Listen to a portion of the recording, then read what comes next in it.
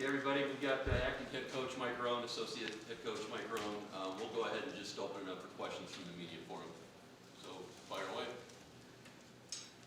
Mike, obviously, ask the obvious one. It was a close game at halftime. What do you feel like, kind of happened to the team, unraveled pretty quickly after the break?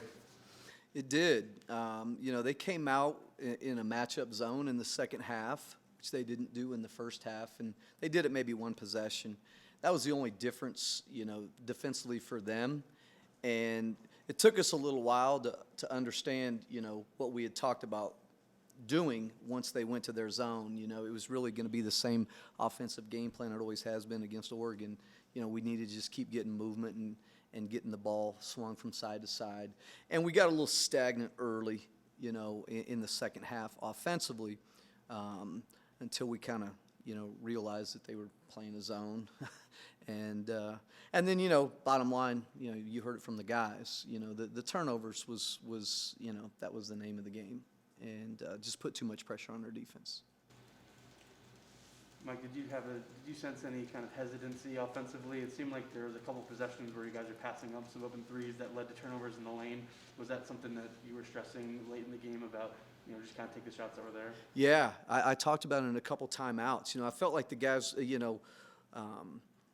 did turn down some good shots when we got them in rotations. And, I don't know if that was just because, early we were talking to them about getting the ball moved a little bit more. But I did think we turned down some good shots when we got them in rotations. And we got a couple good ones, that I think could have got us back in the game. I remember Neek had a really good open look at the top. Jabari had a really good look from three that I think could have cut it to like 7. And we had it right there, but, we just weren't able to make those shots. But, yes, I felt like we made a few extra passes that we didn't have to when we had some good looks. Mike, Keyshawn kind of candidly said a couple minutes ago that he almost felt like the guys kind of quit towards the end. And whether it's the turnovers, it's here, it's on the road, it's with Coach Boyle in charge, it's with you in charge, they just seem to not be going away. Is there a problem with morale in the locker room right now after these games keep piling up with a bunch of turnovers? I think there's a little bit to that, yeah. I mean, I don't know if I would agree with him that the guys kind of quit. I think that when they're not playing well and they're turning it over, they kind of get in a little bit of a mindset where, oh, here we go again, and we can't get out of it. I thought the guys still, for the most part, tried pretty hard. But, yeah, I think there's definitely something to that, because that's kind of been a common theme.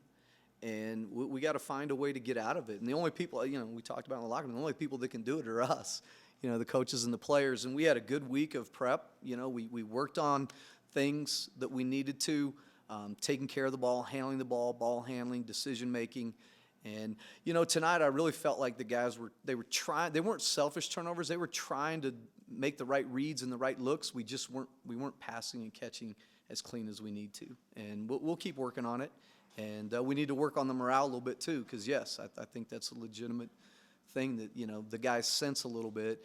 And, we got to learn to play through that, It's bottom line. I certainly don't mean to be a broken record with the turnovers here, but covering the program, you hear it said a lot that you guys don't talk about free throws. Just not something you talk about. You just go out there and do it. Is there something applicable there with the turnovers maybe? Just because they seem to be kind of happening in all shapes and forms. Is it something that maybe you block out of your mind, you don't talk to, you just try to go out there and play a game without it in the back of your mind? Yeah, I think maybe turnovers, in coaching's, coaches is a little bit different than free throw shooting, because, free throws sometimes you just don't want to get in a guy's head, And tonight we didn't shoot well from the line either. That's not a typical thing, but, we have to address turnovers. We have to practice why we're turning it over and continue to get better at that. And so, I don't know. It's something that we got to figure out how to fix it. If it means we don't talk about it as much, maybe that helps. But it's the sore right there in front of everybody. And so whether we talk about it or not, it's a reality. Hey Mike, today Keyshawn was great in the first half, 6 of 7, hit 4 shots in a row to end the half. Doesn't get a shot until there's 4 minutes left in the second half, and the game's kind of starting to get out of hand. How does that happen? Is it a strategy thing? Is it just Keyshawn needs to be more aggressive punting his shot? What is it? Yeah, I think there's a little bit to that. You know, I mean, he got in transition a little bit in the first half, and they took that away from him. You know, typically you don't see him just get out and get layups. And in the first half, he did that. I think they changed who they matched up with him in the second half, and they put a better defender on him. If I'm not mistaken, I'm pretty sure they put Jacob Young on him a little bit more. We were trying to get him going. We were trying to get some drags in transition for him, and we just weren't able to do that. What was the mood like in the locker room at halftime? Obviously, Young hits the three right at the end, and you guys were leading for much of the first half, and he hits the end, three to take the lead right at the end. What was the mood? Yeah, I think the mood was really good. You know, I mean, we were a little disappointed in how the half ended. You know, they got some long rebounds in the first half. There were a few, you know, offensive rebounds that maybe we should have got on the floor for that were close to the rim, but a lot of their long shot, you know, their threes were going long. We just weren't able to secure some of those long rebounds, and that's what happened on the last one that Jacob Young got. You know, he took a long shot. We don't get the rebound, and, you know, he gets another look at it. And, you know, that wasn't a good thing. We knew kind of the last minute and a half wasn't great there. But, you know, Coach Boyle had some good comments for us on some text messages at halftime. You know, he was pretty positive at some of the things we did defensively. And so, you know, we knew it was going to be, you know, a good game. And if we could have played as well in the second half as we did in the first half, you know, I think we certainly could have won that game. That's kind of the Cal Ripken of this place, so I know it was probably been a weird 72 hours leading up to this. You mentioned the text messages. I was sort of curious, did you get any post-game? Were they printable? And what do you think he would have said for all the kind of narratives and how that played out at the end? I think he probably would have said, you know, I kind of echo a lot of things he says. You know, I think you asked Keyshawn, and he pretty much echoes, you know, Coach has been around a long time, and guys almost know what Coach is going to say before he says it. And so, you know, he'll talk about the fact that, you know, we didn't make good reads, we didn't pass and catch well, and it put too much pressure on our defense. And we got to find a way to keep getting better. But, you know, yeah. You think today drove him nuts a little bit? Oh, I'll bet he can't watch. his TV's probably not working anymore in the second half. But, you know, he was positive at halftime. I haven't seen his text messages to Zach in the second half because obviously I didn't have my phone with me. But, you know, we all know what he was probably going to, you know, his opinions about that game. And, yeah, bottom line.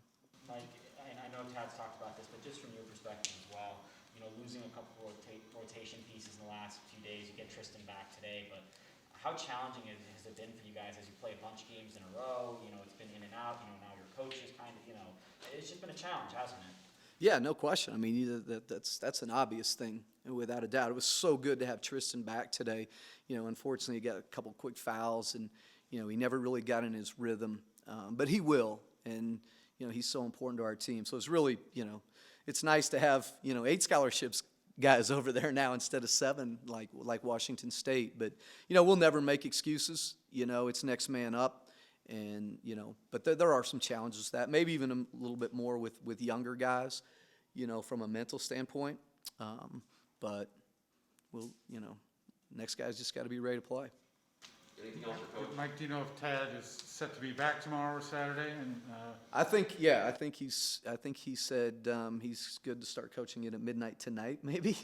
I guess that means his 5 days is up. So I don't know if he'll be in the office at midnight, but I'm sure he'll be planning practice for tomorrow.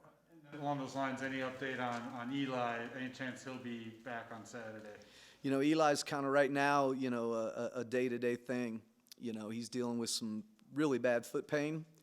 And, you know, he's been a warrior for us for a long time. And so, you know, we got to respect the fact that, you know, it's tough for him right now. It's tough for him mentally. And I'm not sure where that's going to go. You know, it's kind of day-to-day with him right now. Okay, thanks, Coach. Thanks, Coach.